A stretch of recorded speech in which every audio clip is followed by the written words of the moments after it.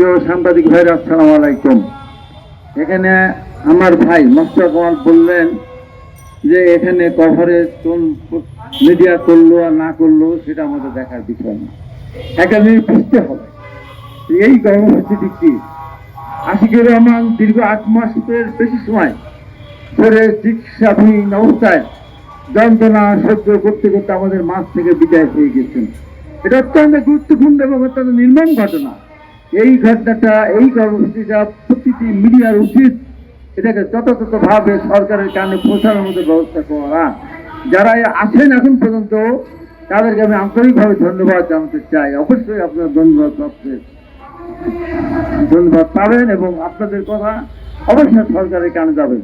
আজকে আমি বলতে চাই, এই যে আশিকুর রহমান হৃদয় যে শহীদ হলেন, যারা হত্যা করেছে সেই সরকার বিদায় হয়েছে, কিন্তু 8 মাস পর, 8 মাসের বেশি সময় পর বিনা চিকিৎসায় মারা যাওয়ার কারণে যারা দায়ী, তারাও কিন্তু কম দায়বদ্ধ তাদের নেই, তারাও দায়ী মনে করি। এত বড় বড় কথা বলেন। এই জুলাই বিপ্লবের আহত এবং শহীদদের ক্ষতিপূরণের জন্য প্রায় 300 কোটি টাকা বরাদ্দ করা হয়েছে। ইতিমধ্যে আমরা দেখেছি প্রায় 96 কোটি টাকা খরচ করা হয়েছে। 96 কোটি টাকা খরচ হয়েই থাকে।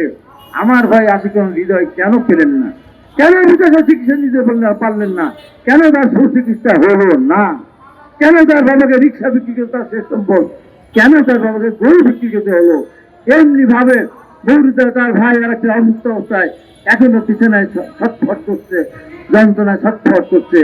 এমনি ভাবে হাজার হাজার জুলাই বিপ্লবের সঙ্গে আহত হয়েছেন, তাদের খোঁজ খবর কেউ রাখে না।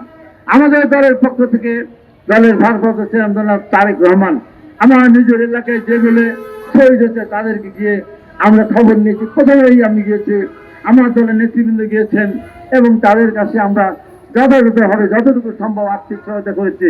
যতগুলি আহত হয়েছিল প্রত্যেকের বাড়িতে বাড়িতে আমরা গিয়ে আমরা আমাদের মতো চেষ্টা করেছি।